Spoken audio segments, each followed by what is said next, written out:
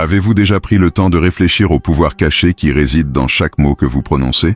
Dans l'immensité de l'univers, où chaque atome vibre d'énergie et de sens, vos mots tissent la réalité autour de vous, façonnant votre destin et celui de ceux qui vous entourent. Jésus, le maître de la sagesse divine, a compris la profondeur de ce mystère, révélant dans ses enseignements la puissance et le danger de la langue. Imaginez un instant que vos mots sont des graines, chacune chargée du potentiel de germer et de s'épanouir dans votre vie. Les paroles d'amour, de foi et d'espérance sont comme des graines de lumière, nourrissant l'âme et attirant les bénédictions célestes.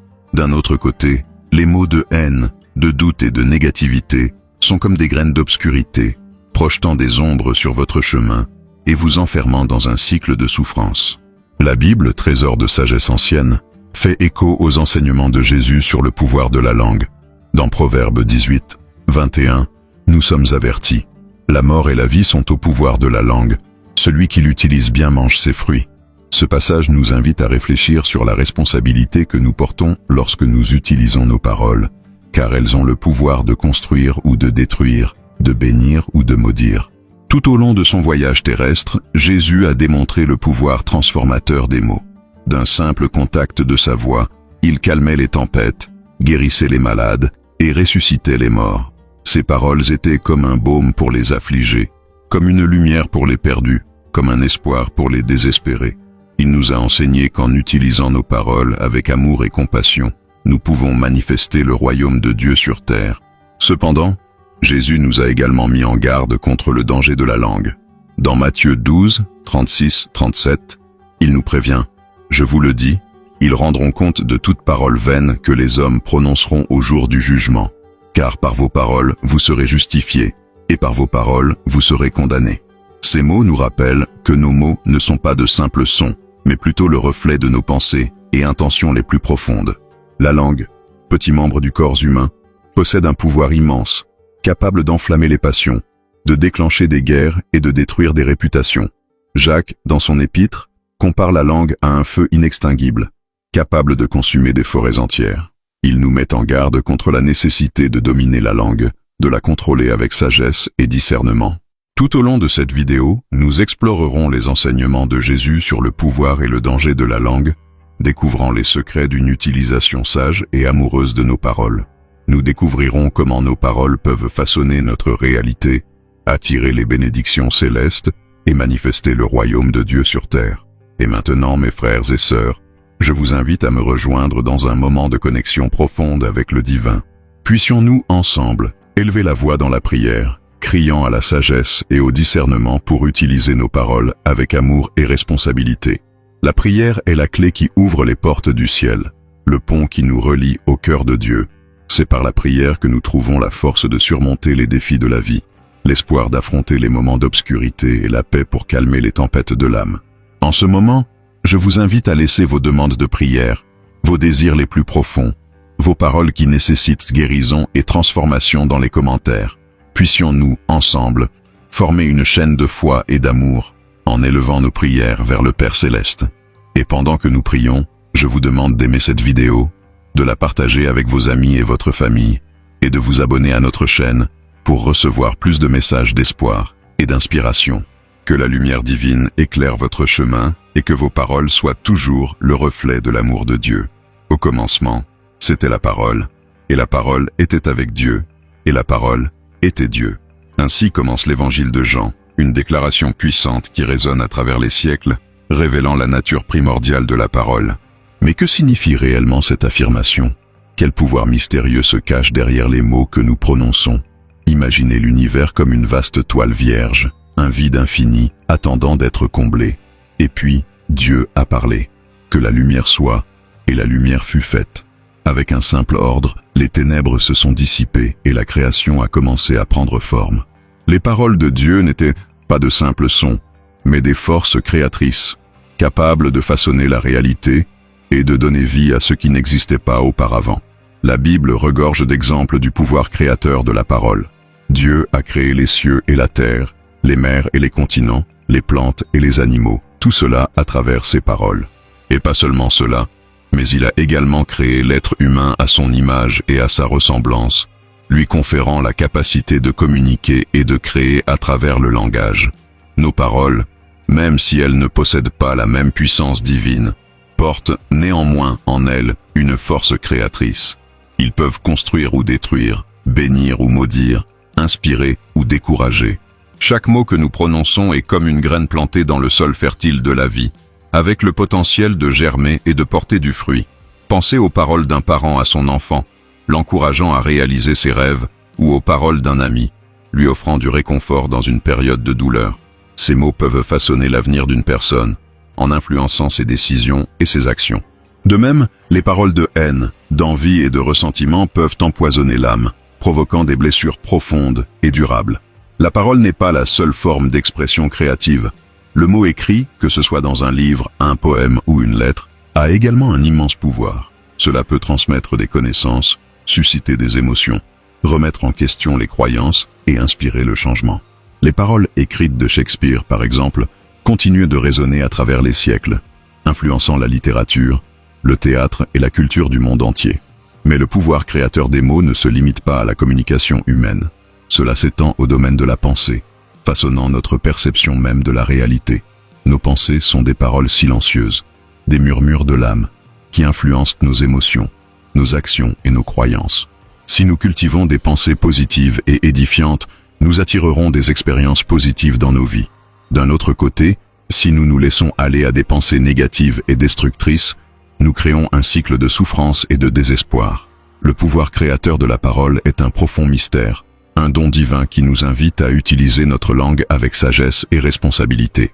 Puissions-nous honorer ce don en prononçant des paroles d'amour, d'espoir et de foi, en construisant un monde meilleur pour nous-mêmes et pour les générations futures. Avez-vous déjà pris le temps de réfléchir à la manière dont vos paroles ont façonné votre vie? Partagez vos expériences dans les commentaires ci-dessous. Quels mots ont eu un impact significatif sur vous? Imaginez la langue comme un pinceau entre les mains d'un artiste divin, capable de peindre des paysages d'espoir, d'amour et de compassion. Lorsqu'elle est utilisée à bon escient, la langue devient un outil puissant pour bénir, construire et transformer des vies. Les bonnes paroles, prononcées au bon moment, peuvent allumer la flamme de la foi dans un cœur découragé, guérir les blessures de l'âme et inspirer des actes de gentillesse et de générosité. Pensez aux paroles de Jésus, le maître de la bénédiction. Ses enseignements étaient comme un baume pour les affligés, comme une lumière pour les perdus, comme un espoir pour les désespérés. Il utilisait sa langue pour réconforter ceux qui souffraient, pour pardonner à ceux qui faisaient des erreurs, pour édifier ceux qui se sentaient faibles.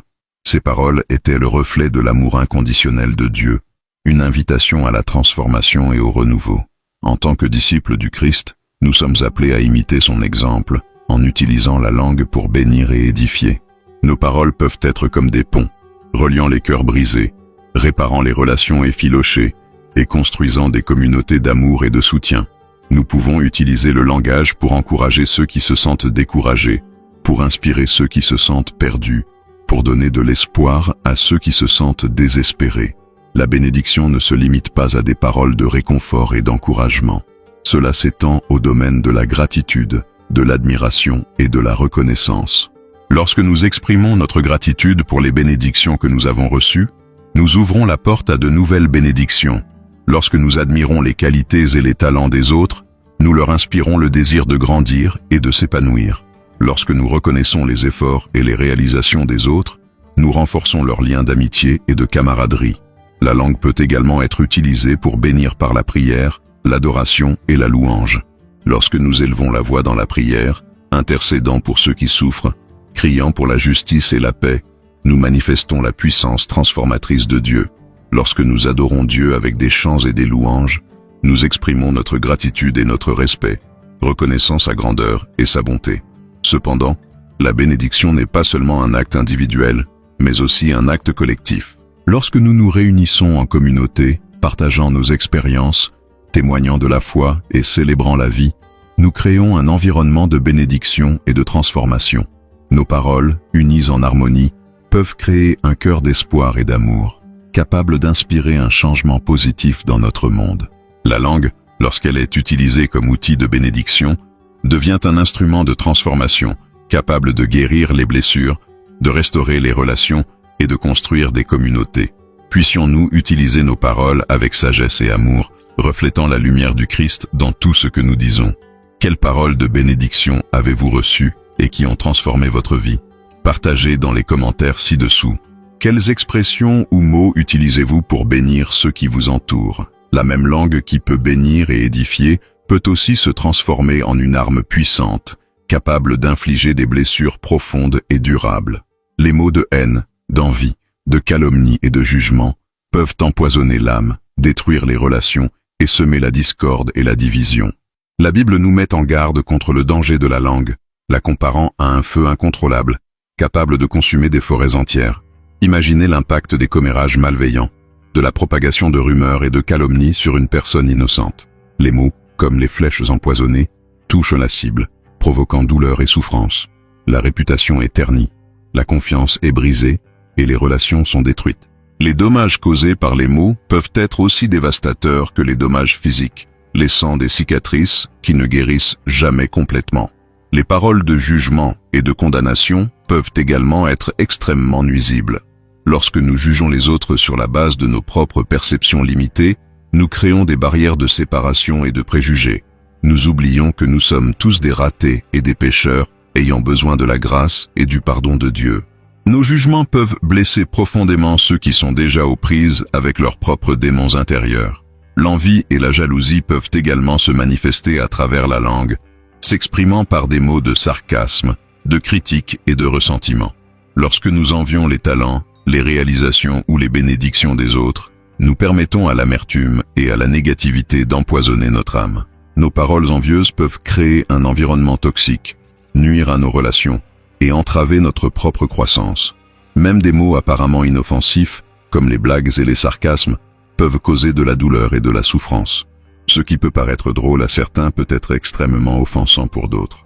Nos paroles, même si elles sont prononcées sans intention de blesser, peuvent révéler nos préjugés et nos jugements cachés. La langue, utilisée comme arme destructrice, peut causer des dommages irréparables. Puissions-nous être conscients du pouvoir de nos paroles, en choisissant de les utiliser pour construire et édifier, plutôt que pour détruire et blesser. Jésus, le maître de la sagesse divine, nous a laissé un exemple parfait de la façon d'utiliser la langue avec amour et sagesse. Ses paroles étaient comme un baume pour les affligés, comme une lumière pour les perdus, comme un espoir pour les désespérés. Il a utilisé la langue pour guérir les malades, pour pardonner aux pécheurs, pour instruire ses disciples et pour confronter les hypocrites. Imaginez la scène dans laquelle Jésus guérit un homme paralysé en disant « Lève-toi, prends ton lit et rentre chez toi ». Avec un simple commandement, la guérison se manifeste et l'homme se lève, plein de joie et de gratitude. Les paroles de Jésus étaient chargées de puissance divine, capables de transformer la réalité et d'apporter la vie là où il y avait auparavant la mort. Jésus a également utilisé la langue pour pardonner aux pécheurs, leur offrant ainsi une nouvelle chance de recommencer. Quand la femme adultère lui fut amenée, Jésus lui pardonna en disant « Va et ne pêche plus ». Ces paroles de pardon étaient comme un baume pour l'âme blessée, redonnant dignité et espoir. Jésus utilisait également la langue pour enseigner à ses disciples, leur révélant les mystères du royaume de Dieu. Ses paraboles et ses enseignements étaient comme des graines plantées dans un sol fertile, germant et portant des fruits de foi et de transformation. Cependant, Jésus a également utilisé sa langue pour confronter les hypocrites, dénonçant leurs mensonges et leur hypocrisie. Ses paroles étaient comme une épée tranchante, pénétrant les profondeurs de l'âme et révélant la vérité cachée. L'exemple de Jésus nous enseigne que la langue peut être utilisée pour guérir, pardonner, enseigner et confronter, toujours avec amour et sagesse. Puissions-nous suivre leur exemple en utilisant nos paroles pour refléter la lumière du Christ dans tout ce que nous disons. Jacques, dans son épître, nous offre un puissant avertissement sur le danger de la langue. Il compare la langue à un feu incontrôlable, capable de consumer des forêts entières, et à un animal sauvage, difficile à apprivoiser. Ces paroles nous mettent en garde sur la nécessité d'être vigilants et responsables dans ce que nous disons, car la langue peut causer des dommages irréparables. Imaginez la scène d'un petit incendie, commençant par une étincelle insignifiante, mais se propageant rapidement et consommant tout sur son passage. Tel est le langage, capable de déclencher des conflits, de répandre des rumeurs et de détruire des réputations. Jacques nous prévient que la langue est un monde d'iniquité, capable de souiller le corps tout entier et d'enflammer le cours de la vie. James compare également la langue à un animal sauvage, qui doit être apprivoisé et contrôlé. Il nous rappelle que même si nous sommes capables d'apprivoiser les animaux sauvages, la langue est un membre du corps humain que personne ne peut complètement apprivoiser. La langue est agitée et pleine de mal, et son venin est mortel. L'avertissement de Jacques nous invite à réfléchir sur l'importance de la maîtrise de soi et de la sagesse dans l'usage de la langue. Il nous rappelle que nos paroles ont le pouvoir de bénir ou de maudire, de construire ou de détruire. Puissions-nous être conscients du pouvoir de nos paroles, en choisissant de les utiliser pour édifier et encourager plutôt que pour blesser et détruire. La Bible nous enseigne que nous récoltons ce que nous semons, et cela s'applique également à nos paroles. Chaque mot que nous prononçons est comme une graine plantée dans le sol fertile de la vie, avec le potentiel de germer et de porter du fruit. Si nous plantons des graines d'amour, de bonté et d'espoir, nous récolterons des fruits de paix, de joie et de prospérité. D'un autre côté, si nous semons des graines de haine, d'envie et de ressentiment, nous récolterons les fruits de la discorde, de la souffrance et de la destruction. Imaginez un agriculteur qui sème des graines de blé. Il entretient la terre, arrose les plantes et protège les récoltes, attendant avec impatience les fruits de son travail. De même, nous devons prendre soin de nos paroles, en choisissant celles qui sont édifiantes, encourageantes et aimantes. Lorsque nous semons des graines de gentillesse, nous récolterons les fruits de relations saines, de communautés unies et d'un monde meilleur. Cependant, si nous semons les graines de la haine, de l'envie et de la rancœur, nous récolterons les fruits amers de la discorde, de la souffrance et de la destruction. Nos paroles négatives peuvent empoisonner l'âme, détruire les relations et créer un cycle de négativité qui nous enferme dans un cycle de souffrance. La Bible nous met en garde contre le danger de semer des graines de paroles négatives. Dans Proverbe 18, 21, il nous est rappelé que la mort et la vie sont au pouvoir de la langue. Celui qui l'utilise bien en mange le fruit. Ce passage nous invite à réfléchir sur la responsabilité que nous portons lorsque nous utilisons nos paroles, car elles ont le pouvoir de construire ou de détruire, de bénir ou de maudire. Puissions-nous être conscients du pouvoir de nos paroles en choisissant de planter des graines d'amour, de gentillesse et d'espoir. Ce faisant, nous récolterons les fruits de la paix, de la joie et de la prospérité, construisant ainsi un monde meilleur pour nous-mêmes et pour les générations futures. Jésus nous met en garde contre le danger des paroles vaines, ces paroles prononcées sans réflexion, sans but ou sans valeur. Il nous rappelle que nous serons tenus responsables de chaque parole que nous prononçons, car nos paroles révèlent ce qu'il y a dans notre cœur. Imaginez une rivière qui coule de manière incontrôlable, répandant de la boue et des débris partout où elle passe. Ce sont là des paroles vaines qui coulent sans direction, causant du mal et de la confusion. Jésus nous prévient que, le jour du jugement, nous devrons rendre compte de chaque parole vaine que nous prononçons. Nos paroles révèlent ce qu'il y a dans notre cœur et nous serons jugés par elles. Les paroles vaines peuvent se manifester de plusieurs manières: ragots, rumeurs, critiques, plaintes, paroles de haine, paroles d'orgueil, paroles de mensonge, paroles de sarcasme, paroles de jugement, paroles qui découragent, paroles qui créent des conflits, paroles qui n'édifient pas, paroles qui ne glorifient pas Dieu. Même des mots apparemment inoffensifs, comme des paroles vides de sens, des blagues pas drôles ou des commentaires sarcastiques, peuvent être considérés comme des mots vains. Jésus nous enseigne que nous devons être intentionnels dans nos paroles, en choisissant celles qui sont édifiantes, encourageantes et aimantes. Puissions-nous être vigilants dans nos paroles, en évitant celles qui sont vaines, négatives ou destructrices. Que nos paroles soient toujours le reflet de l'amour du Christ, construisant des ponts de communication et construisant des relations saines. La prière est un outil puissant pour purifier notre langue et rechercher la sagesse pour utiliser nos paroles avec discernement. Lorsque nous prions, nous ouvrons notre cœur à Dieu, lui permettant de nous transformer et de nous guider. Imaginez un filtre qui purifie l'eau, éliminant les impuretés et la laissant propre et limpide. C'est la prière qui purifie notre langue en éliminant les mots négatifs, les jugements et les commérages. La prière nous aide à discerner quelles paroles sont édifiantes et lesquelles sont destructrices. Lorsque nous prions, nous demandons à Dieu de nous donner la sagesse d'utiliser nos paroles avec amour et gentillesse. Nous lui demandons de nous aider à contrôler notre langue afin de ne pas causer de mal ou de souffrance aux autres. La prière nous aide à faire preuve d'empathie et de compassion afin que nous puissions utiliser nos paroles pour réconforter, encourager et édifier. La prière nous aide également à confesser nos péchés et à demander pardon pour nos paroles blessantes. Lorsque nous reconnaissons nos erreurs et demandons pardon, nous ouvrons un espace de guérison et de réconciliation. La prière nous aide à pardonner à ceux qui nous ont blessés avec leurs paroles, nous libérant ainsi du ressentiment et de l'amertume. De plus, la prière nous aide à cultiver la gratitude et la louange. Lorsque nous exprimons notre gratitude pour les bénédictions que nous avons reçues, nous ouvrons la porte à de nouvelles bénédictions. Lorsque nous louons Dieu pour sa bonté et sa miséricorde, nous reconnaissons sa grandeur et sa puissance. Puissions-nous faire de la prière une pratique constante dans notre vie, en recherchant la purification de notre langue et la sagesse d'utiliser nos paroles avec discernement. Que nos paroles soient toujours le reflet de l'amour du Christ, construisant des ponts de communication et des relations saines.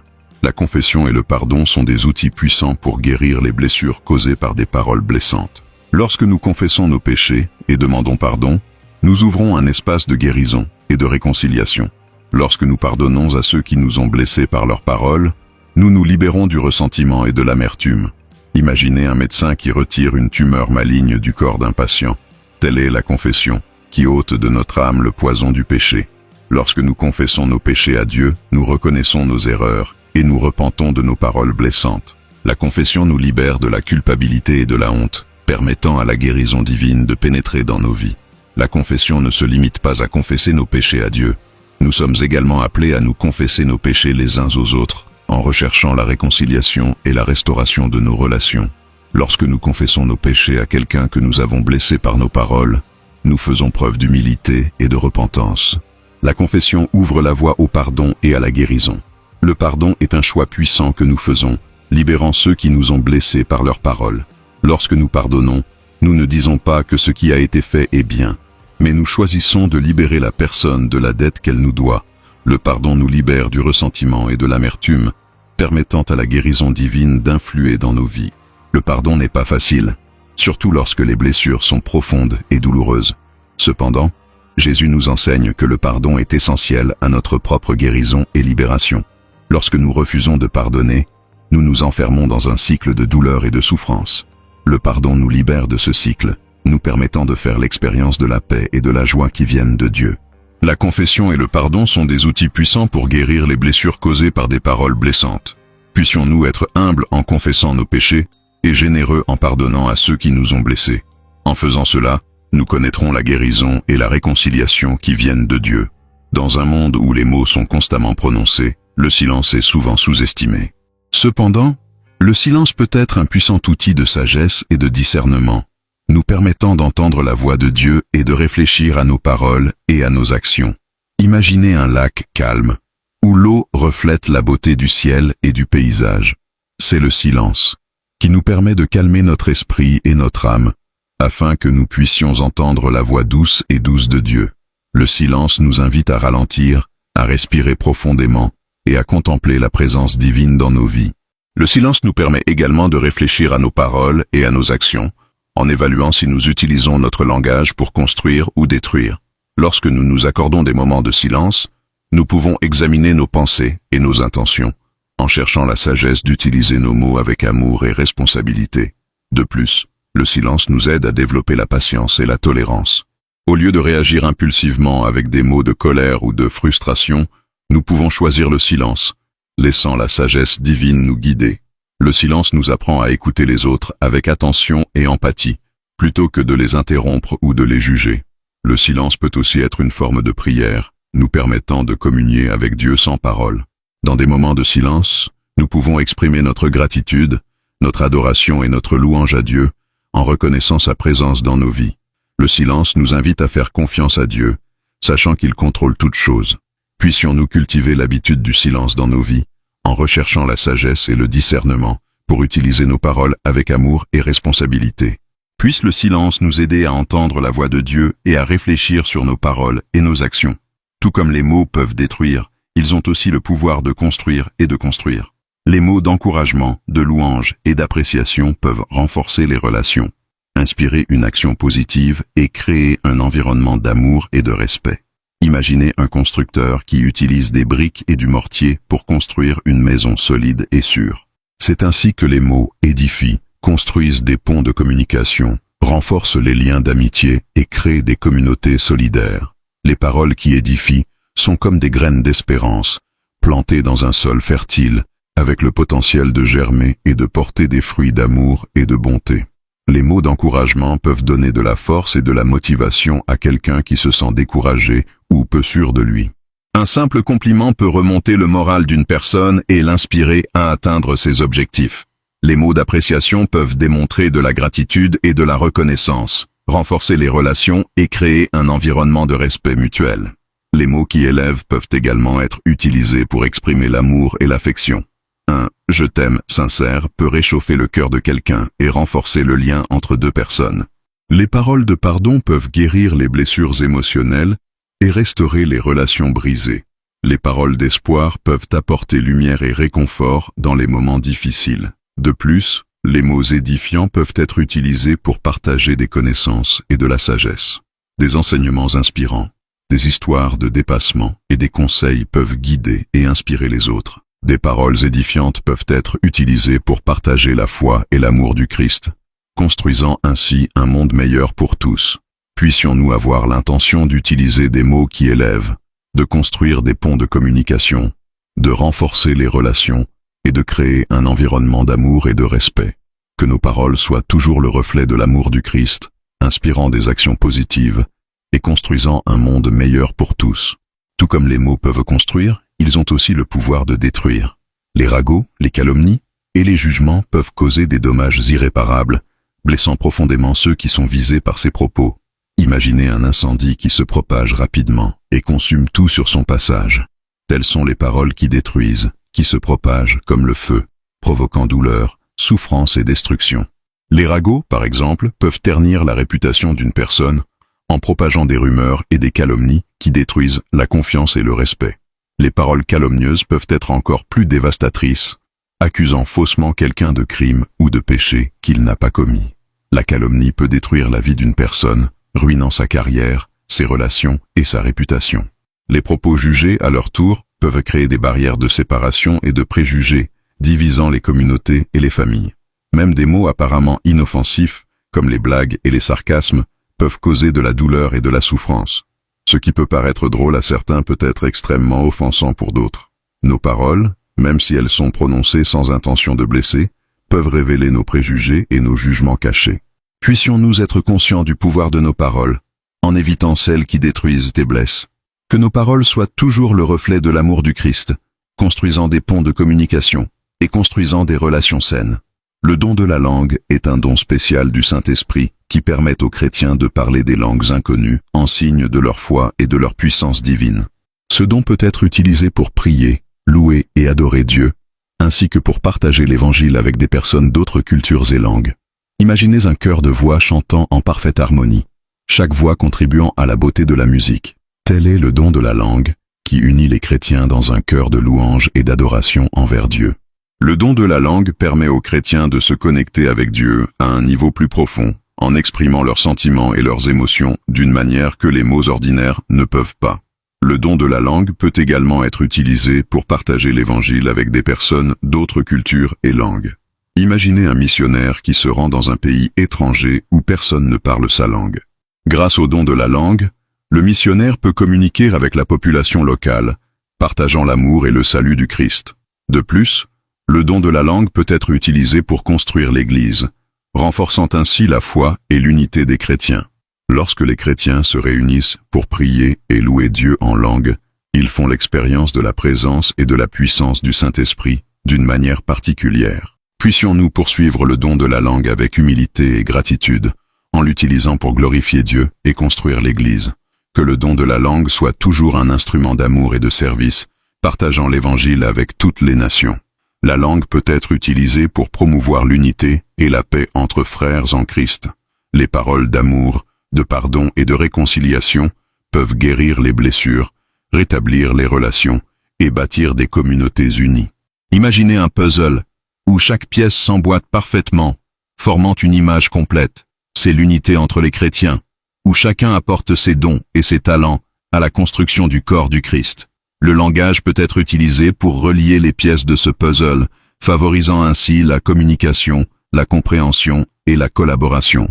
Les mots d'amour peuvent exprimer de l'affection, de la compassion et de l'attention, renforçant ainsi les liens d'amitié et de camaraderie.